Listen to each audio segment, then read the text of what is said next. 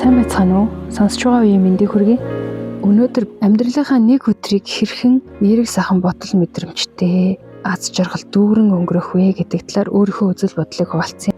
Нийгмийн хамгийн бага нэгжүүл гэр бүл гэдэг яг тэрнтэй адилхан бидний амьдралын хамгийн чухал бага нэгжүүл нэг өдөр юм аа. Бид нэг өдрөө үнэхээр сайхан мэдрэмжээр дүүрэн үр бүтээлээр дүүрэн өнгөрөхөд тэр олон өдрүүдийн нийлбэр нийлээд бидний амьдралын чанарыг тодорхойлж байдаг.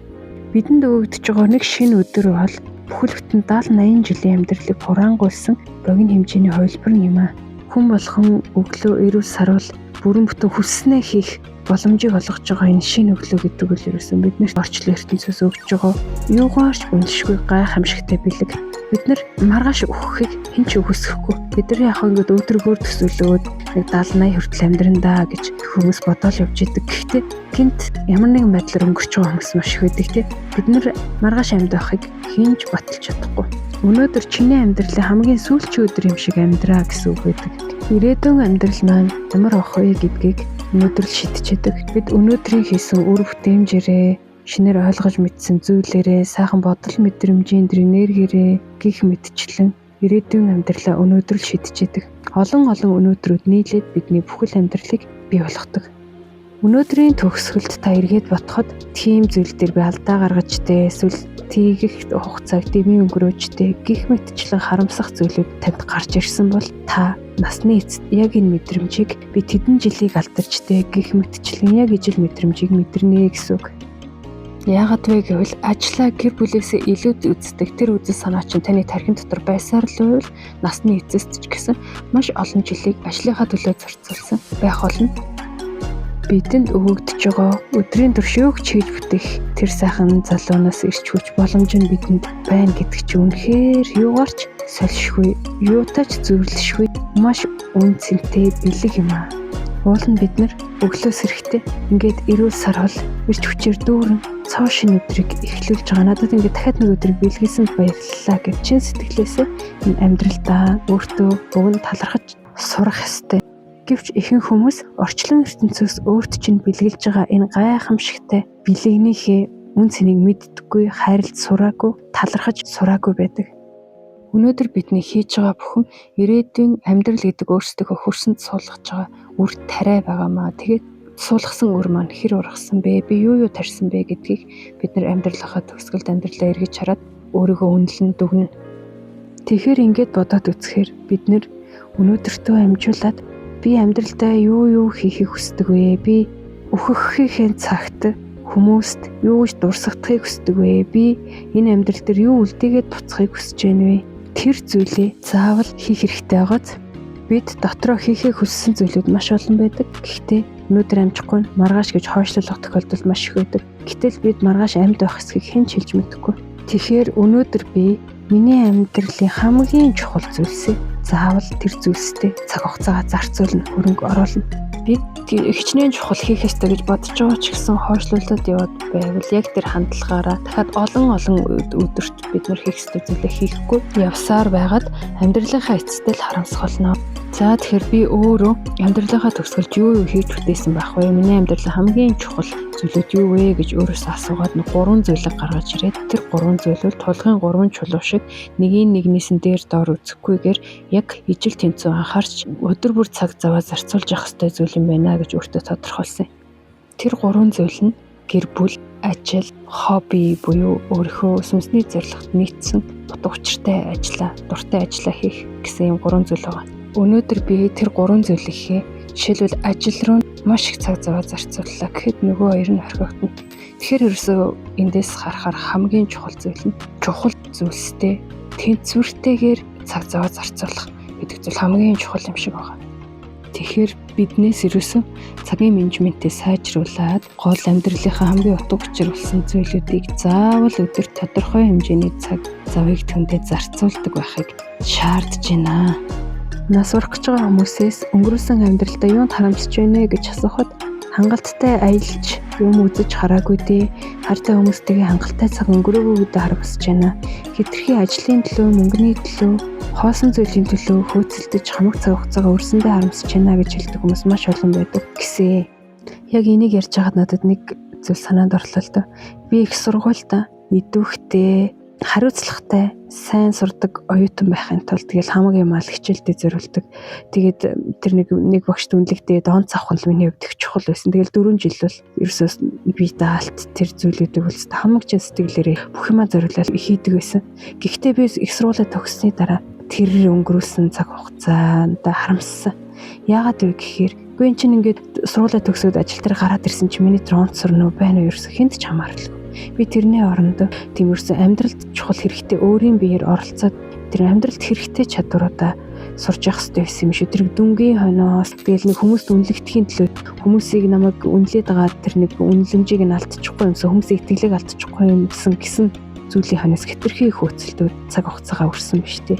Тэр 4 жилийн хугацаанд найзуудтайгаа ийш тийш аялахгүй яав, өөр сонин содын юм үзэж харахгүй яав гэж харамссан. Яг энэтэй л адилхан хэтэрхий их мөнгө амжилтын хойноос хөөцөлдөж байгаа нь яг миний нөгөө онц дүнгийн араас үзэлж байгаатай яг ижилхэн юм шиг санагдаад байна. Эргээд харахад бол тэр дүн миний амьдралын хамгийн чухал зүйл байгаагүй. Магадгүй тэр үед би илүү өөрийгөө дайчилж, олон зүйлсд өөрийгөө сорж үзэж, шин танилуудтай болж, танилын үрээгээ тэлж, харилцааныхаа чадварыг сайжруулж байсан бол надад илүү утга учиртай тэр цаг хугацааг өнгөрөөсөн юм шиг санагдах байсан байх. Эндээс би өөрийгөө дутуу таньж мэдсэний улмаас үнэт зүйлсээ буруу тодорхойлоод тэр зүйл рүүгээ хит их зүтгэж бүх цаг хугацаагаа зарцуулах нь эргээд харуулсал төрүүлэх шалтгаан болд юм байна гэдгийг ойлгосон. Нүдэнд харагддаг бодит биш зүйл гэхээсээ илүү харагддаггүй зүйлс бидний амьдралыг илүү утга учиртай болгож байдаг юм шиг. Бид нүдэнд харагдаж гарт баригддаг зүйлсийг л бодиттой гэж бодоод байдгаас биш харин ч эсэргээрээ нүдэнд харагддаггүй сайн сайхан зүйлс хамгийн утга учиртай бодиттой зүйлүүд юм шиг. Бид өнөөдөр бусдын амьдралыг харахтаа хүссэн хүсээгүй нийгмээс програмчлсан тархиныхаа програмаар ямар хөрөнгөтэй байна вэ? Хэдэн хүүхэдтэй байна вэ? Өдөр хүүхдүүд нь хэр амжилттай явж байна вэ? Өөрийнх нь ажил үйлсээр нь хэр бүтэмжтэй амжилттай явдаг, хэр мөнгөтэй үнэ вэ гэдгээр хүмүүсийн амьдралыг бид нэр хүссэн хүсээгүй тархиныхаа кодоор бид ирэмбэлжээдэг тийм. Гэхдээ миний бодлоор бол ирээдүйд та юу ч хэрэгжилж ийсэн, хаач яаж ч амьдарч ийсэн тэр хүн хэр аз жаргалтай хүн бэ гэдгээр хүний амьдралыг дүгндэг болох байхаа гэж боддгийг. Саяхан толгойтын тэрэг төрдөг Балжин ям гэдэг хүний тухай нэвтрүүлэг гарч олон хүн үзсэн. Тэр нэвтрүүлэг яагаад олон хүний сэтгэлийг хөдөлгсөн бэ гэхээр тэр хүн амьдралын хамгийн гол хуулийг ойлгосон байсан. Хүн ерөөсөө чин сэтгэлээсээ бусдад өгч, тусалж, хайрын сэтгэлээр хандаж чадах юм бол тэр хүн өөрөө хамгийн аз жаргалтайгаар амьдардаг гэдэг тэр хуулийг ойлгоцсон амьдралдаа хэрэгжүүлээ явж байгаа хүн байсан. Уг нь сэтгэл яг тэр хүнийг шиг төлөвт орсон цагтаа амьдралын бүр дээд аз жаргалыг мэдрэх ёстой. Тэгээд тэрийг зүүн савнгороо хүмүүс мэдж байгаа учраас тэр хүрцэн байгаа хүнийг хараад ямар сайхан юм бэ? Ямар гоё амар амгалан юм бэ? Ийм жоохон юмд ингээд сэтгэл ханаад амьдралд ийм жаргалтай амьдарч болж штэ. Ямар гоё юм бэ гэж хүмүүсийн сэтгэлд нь сүнсэнд нь тэр мэдээлэл очсон. Бялхам сайхан аз жаргалыг тэрийг үтсэн хүн болгоо мэдэрсэн юм шиг санагдсан. Уул нь бидний амьдралын сэтгэлийн мөн чанар бол юутай ч байсан, одоо хаанч байсан, юу ч идэлж хэрглэж хинтэй ч хамт байсан. Бүрэн дүүрэн аз жаргалыг байгаа газраас олоод тэр хүн шиг амьдралдаа сэтгэл хангалуун амьдрах боломжтой.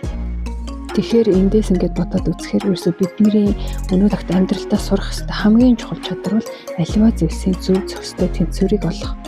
Мөнгө, ажил, карьер мэдээж чухал амьдралыг залхуулж байгаа гол зүйл учраас гэхдээ түнтэйгээ зэрэгцүүлээд чухал гэж үзсэн бүх зүйлүүдтэй бас анхаарлаа хандуулаад, үрээ суулгаад, тордоод, услаад явж явах ёстой юм байлээ. Нэг зүйл рүү хит битий туушраарай. Тэр бидэнд харагдаж байгаа эд баялаг гэдэг зүйл рүү хит битий тэр зүйлд хамаг цаг хугацаагаа зарцуулаарай. Хүүхдүүдийнхээ төлөө, гэр бүлийнхээ төлөө би хөдөлмөрлж байна. Энэ бол миний тэдэнд өгж байгаа хайр гэсэн өнцгөөс өнөөдөр хамаг цаг зав ажилдаа зориулдаг. Гэтэл ар гэр нь эхнэр нь намайг хайр халамжаар дутаадаг, хүүхдүүд нь авдаа гомдолтой байдаг ч юм уу. Ийм зүйл амьдрал дээр маш их гарч ирдэг. Тэгэхээр энэ асуудлын гол үндэс нь үнэт зүйлсийн тэнцвэр алдагдсны үр дагавар юм шиг байгаамаа. Өнөөдөр та Үр хүүхдүүдтэй гэр бүлтэйгээ сайхан өнгөрөх цаг хугацаанаас ухамсарлаад ажилдаа зарцуулж гэдг нь яг илүү мөнгө олж ирээд нүдэнд харагдах зүйлсийг өөрчилж болох ч гэсэн нөгөө бидний амьдралын утга учиртай холбоотой нүдэнд харагддаггүй тийм мэдрэмж дээр тулгуурладаг тэр сайхан үнэт зүйлсийг хүүхдүүдтэй гэр бүлдээ өгч чадахгүй байна. Анхаарал халамж сул тавьж гин гэсэн мэдрэмж, хайрлуулахгүй байна гэсэн мэдрэмжийг гэр бүлд өгөөд явж байгаа. Надад ч гэсэн хүүхэд байхасаа би эцэг ихтэй огт хайрлуулаагүй. Тэд надад цаг зав зарцуулдаггүй гэсэн гомдол тээсэр ирсэн. Тэр нь эцэг эхчүүд маань өнөөх тэр үнэт зүйлийн тэнцвэрээ алдаад бүх цаг хугацаагаа ажлын төлөө, мөнгөний төлөө зарцуулсантай холбоотой.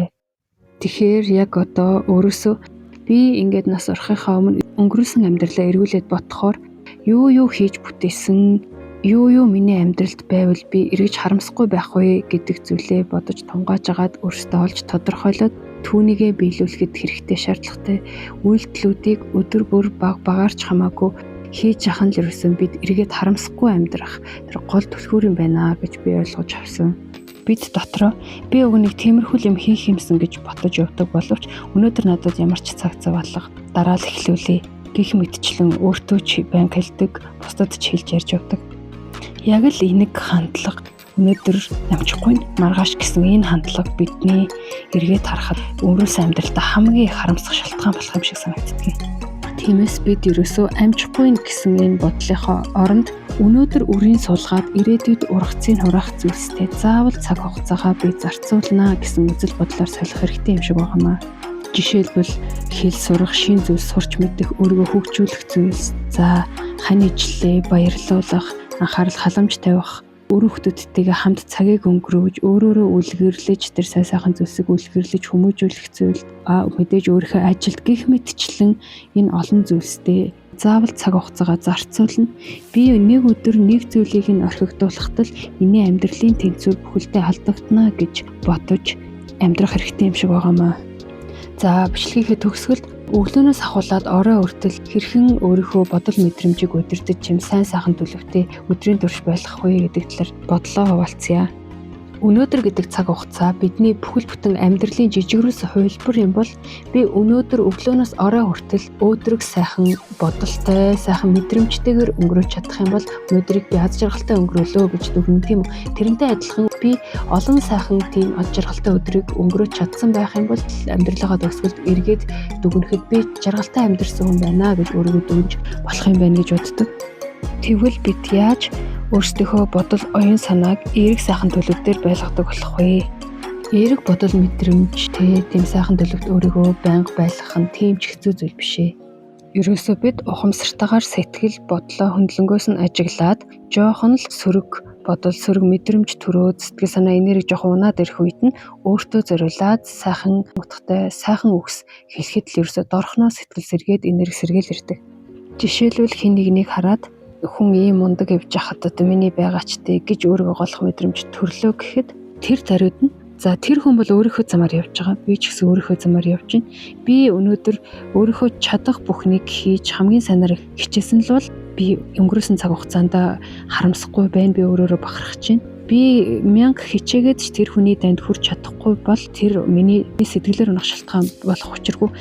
Би өөрийгөө бусдтай харьцуулаад байвал надаас мундаг, сайн сайхан хүмүүс энэ орвогоор дүүрэн байгаа. Тэр мэдрэмжинд хязгааргүй. Тиймээс би өөрийгөө одооноос хинтээ ч харьцуулахаа болоод зөвхөн өөртөөгөө өнгөрсөнтэй л харьцуулнаа.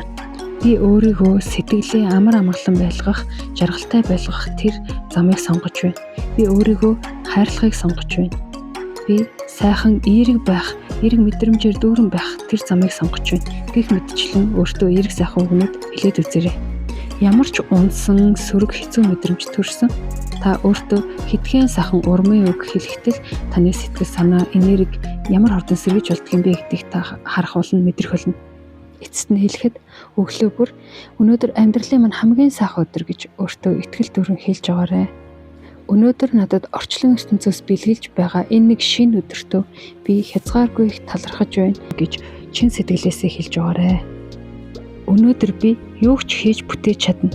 Гэхдээ амьдралд маань хамгийн чухал зүйлсийг нэгийн ч орхигдуулахгүйгээр багч гэсэн цаг хугацааг заавал зарцуулдаг байна гэсэн үзэл бодлыг та бүхэн өөрсдийнхөө тунгаагаад амьдралтаа хэрэгжүүлээсэй гэж хүсэж байна. Өнөөдрийн бичлэгтээ мань хамт байсан хүмүүстээ баярлалаа. Дэмжиж лайк, subscribe дарсан хүмүүстээ баярлалаа. Дараагийн бичлэгээр уулзтлаа. Түр баяртай.